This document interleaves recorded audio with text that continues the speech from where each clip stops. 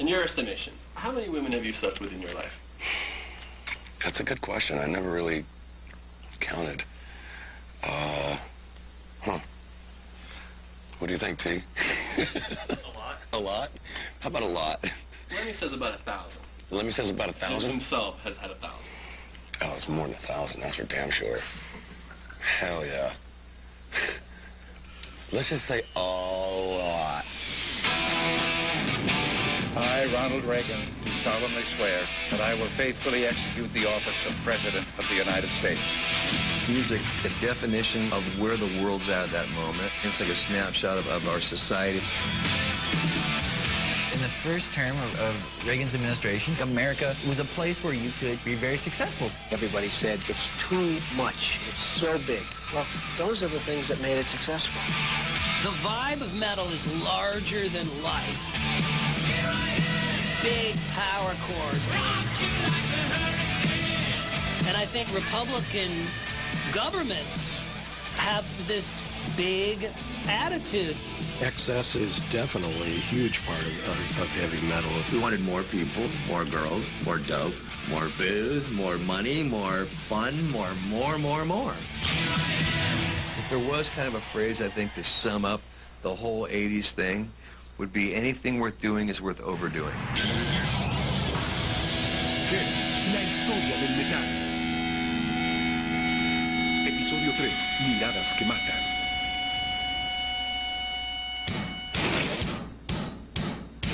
A través de su historia, el heavy metal siempre ha estado enfrentado con buena parte de la sociedad. Pero algo muy extraño sucedió a principios de los 80. Una cortina de fuego de grandes sonidos y pelos largos parecen encajar perfectamente con esta nueva década de excesos. Por primera vez, el metal estaba de moda.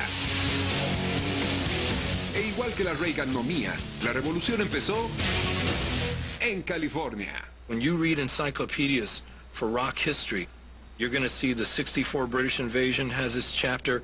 You know, the Memphis 50s, Elvis has its chapter.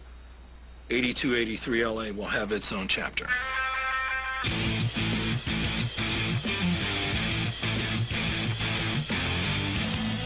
In those days, on the Strip, you could literally see a Wasp, Striper, Saxon.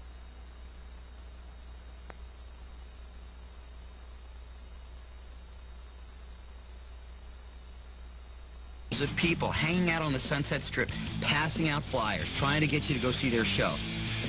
Somebody would be at the Troubadour, somebody would be at the Whiskey, somebody would be at the Roxy. People would be and drinking and puking everywhere. It was kind of like a gigantic frat party in your senior year that was going on every night. It was blatant hedonism. I mean, it's everything you ever heard, and 10 times more. Sex just happened all the time. In the club, at home. Church. Back of a car, on the floor, up against the wall. Not inside the church, but right in the back of the church. In the parking lot, in the alley. And looking up going, this is bad. This is bad. I mean, on the way to a party, we'd stop the elevator and have a and then go to the party. There were many a fine young lady that was willing to, how should I put this, to relieve you underneath the table while you were having pizza. What's really amazing about the entire hairband scene is that these groups managed to sustain themselves, survive, put on pretty big stage shows in clubs, and none of them had any money. You would come down to either buying beer or buying food. You'd think, well, you know what? If I buy food, I'm just going to be full. If I buy beer, I'll be full and I'll be buzzed. So, of course, you bought beer.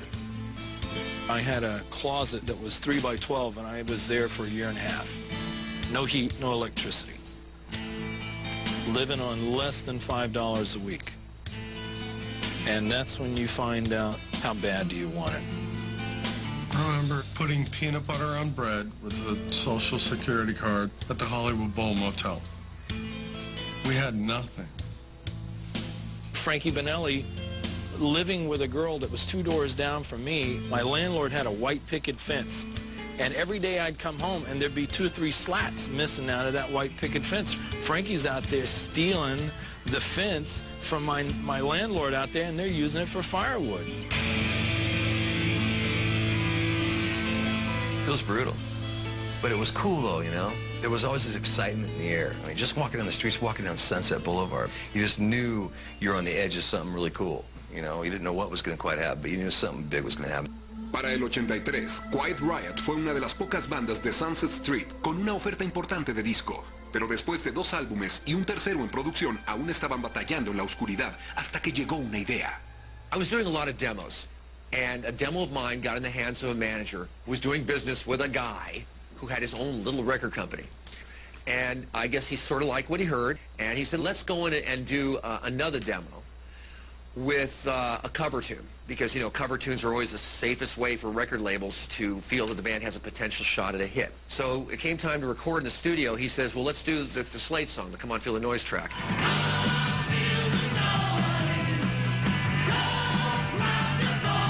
The song Come On Feel the Noise, that was the producer's idea to do the song, because he felt that Kevin's vocals were like Noddy Holder's vocals.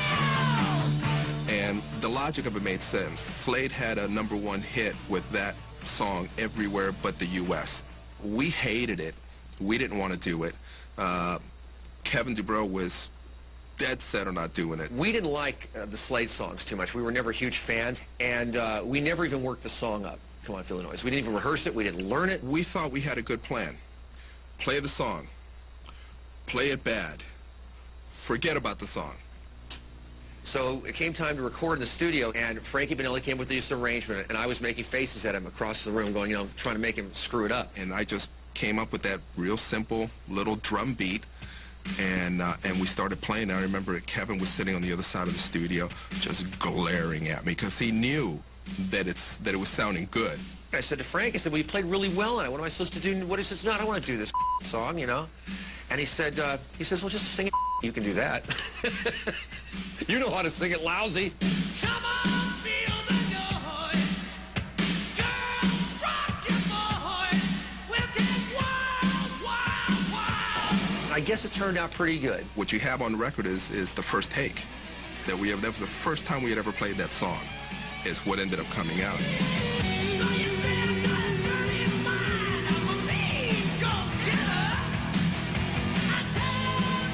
The album slowly climbed up the charts, and we then toured with Loverboy. Loverboy, extremely mainstream, extremely commercial.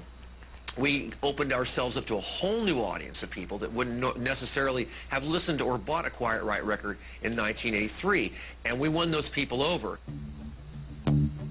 Cargado de canciones rítmicas, el LP Mental Health de Quiet Riot continuó subiendo audazmente en las listas del pop. Entonces, el 26 de noviembre de 1983, hizo algo que ningún disco de metal había hecho antes. When I count to 3, I want you guys to scream so loud that your throats are gonna bleed. 1, 2, 3! Metal Health se convirtió en el álbum #1 en los Estados Unidos. You want metal? You got it! Metal Health!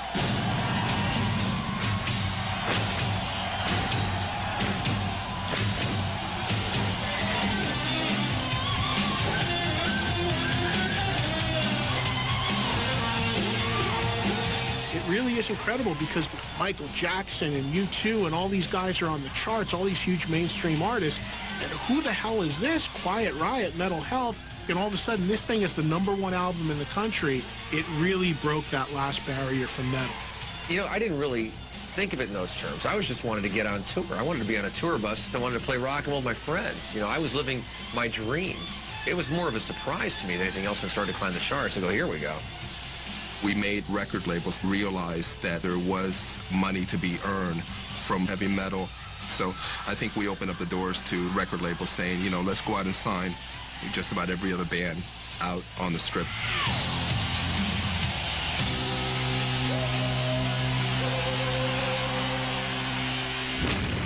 Heavy, la historia del metal. We were the first band that was doing something that was against the grain of the time. I think there's that rebellious part of us that wanted to really stand out and shock the out of people. We got away with murder. There's a show. Heavy, la historia del metal.